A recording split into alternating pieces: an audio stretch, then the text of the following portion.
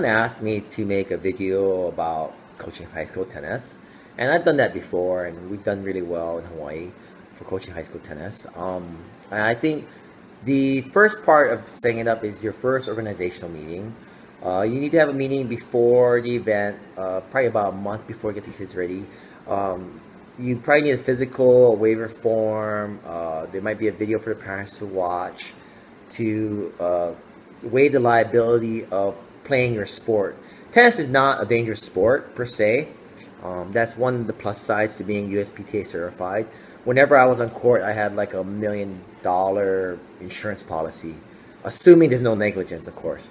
But at the first meeting, what you try to do is you establish the goals for the season, what you're looking for in the tryout, how many positions you play, how many players you need, and any financial requirements. Like for our league, we had to have the students buy the uniform.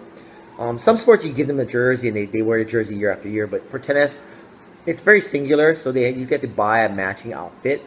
Our league was very strict. You had to have logo size, was very restricted, 1.5 by 1.5 inches.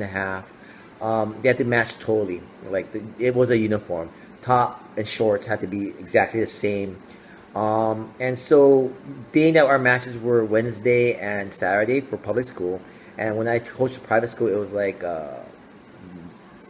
Wednesday, Friday, or Tuesday, Friday, some kind of mix match like that.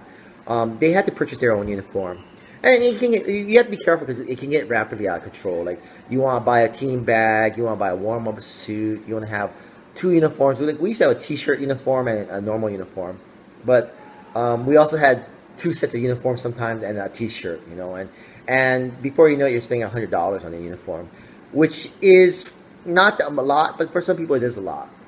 So then it brings up the other issue of fundraising. Some schools are very strict about fundraising. We had to sign up a year in advance to have a 2-week window to fundraise. But, you know, it's what your school allows. At private school, there was no fundraising. We weren't allowed to fundraise. And so think about those things in terms of the uniform costs for the parents. And you can have a separate parental meeting. It's advised to have a separate parental meeting when you finally pick the team, so that parents are on your side with coaching. But at this first organizational meeting, what I like to do is talk about what I'm looking for in the players, how we'll do the tryout, how long the tryout period is. At the public school, it was open tryout, and as long as you survive the practices, you were on the team. So for the first 2 weeks of practice, I would call it boot camp, and I made it extremely difficult. They would run 2 miles a day, and then they would run, okay? And that's huge, because you run 2 miles a day, kids don't want to do that, and they'll drop out. And so we would drop them out. Like at the high school level, I coached at Radford. God, we had like 70 kids come out for tennis. It was a little bit crazy. I was kind of like, this is getting out of control. And so, but at the private school level, we were state contenders. We only picked 12 kids, and there were like 30 kids that came. So for a trial, we had to tell them what we're gonna do. Normally it was a week and a half. We had a start date and end date, so we couldn't start training until a certain date. And so we started on that start date, and we would train for 2 weeks, and we cut. And at that first speech, I talked about the things I look for, and I have a bunch of canned speeches. So one of my first canned speeches was like a simple thing like attitude, and I have one about trying hard. But my organizational meeting, I would give the Michael Jordan speech. I would talk about how I used to have a number 1 player with a bad attitude and a number 4 player with a good attitude, and I prefer a number 4 player with a good attitude, because that's the player that will learn from me. And in longer term, in the course of a season, in the course of years, that player will become better, and that player will become a better player than my number 1 player that doesn't listen to me. And that's the kind of things you need, because a number 1 player with a bad attitude does 3 things. 1, the first thing is they don't want to come practice, and that's annoying. 2, they're very disrespectful to you, and that's annoying.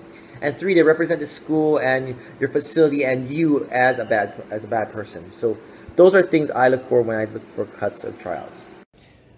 The common question that parents ask is, if you have a number 1 player that's so far above everyone else, what's the value of them coming to practice? And this is where you need to put your foot down as a coach and say, you know what, I don't need your number 1 player to play high school tennis with our team. Because playing high school tennis is both a privilege and a joy. They learn about team spirit. They learn about And the reason I don't allow the number one player to not to miss practice is simply, um, if they don't come to practice, then how do our teammates cheer for him in the match or cheer for her in the match? How do they play doubles with that person? You know, there is value whenever you have a player. One third of the time they need to play someone better than they are, and one third of the time they need to play someone as good as they are, and one third of the time they need to play someone that not as good as they are to work on their game. You know, and to implement strategy. But when you have a number one player, it brings the level of play up for all your other players, the number two, the number three, and the number four player. And these people, normally when you make a ladder, your number one player will play two and three, and your number two player will play three and four. You know, you don't normally let them play too far down the ladder, or they're single specialists or they're double specialists. But you don't let them play too far down the ladder because there's no value to it. There's no value to my number one player squashing the number six player. But that being said, you want to have mechanisms in your tryouts and your practices so that that player can make other people better, and there's an opportunity. And so the number one player that doesn't come to practice is worthless to your team, and you're much better off without them. Um, and I tell parents this also. You know, best story is my friend Darren, who ended up playing for Division Three. He was a state all state. He was awesome. He would go to his high school practice, which was pretty much worthless to him, but he wanted to be around the boys. He wanted to be with his teammates, and he enjoyed that experience. And then afterwards, after practice, he go practice with his dad. And it's simple. I mean, the school gives you a slot, and you need to play for the school to play the state tournament, and you need that state and high school experience to get a college scholarship most of the time. Sometimes you don't. And there's value to that, and you just got to stand your ground. Maybe you can't coach that player very well. Maybe that player is better than you are. You research it. You know, there's more than one way to teach a player about tennis. You know, to me, tennis is about life, and you keep the number one player around, and you use them as a role model to other students, and that person learns about leadership and being in the limelight and the pressure of having to play at events and be the number one player. You know, you're number one versus their number one. You know, and these are things you need to make your team better and make your program stronger.